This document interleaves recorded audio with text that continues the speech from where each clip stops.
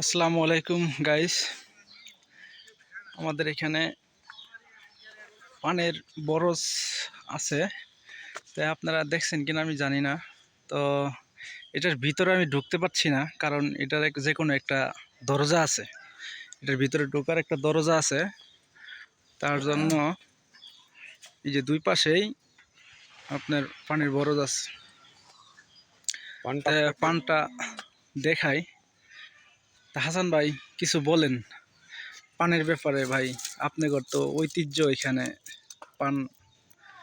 পান আসলে কি, পানে খরচ যেরকম পরিশ্রমও তেরকম, কিন্তু টাকা আছে। ঠিক আছে, এই পানটার পিছনে সবসময় লোক রাখা লাগে, তা না হলে পান হয় না। পানে ঠিকমতো কীটনাশক দেওয়া পানে লাগে। অবশ্যই খৈলটা মনে হয় বেশি লাগে আমার জানা মতো।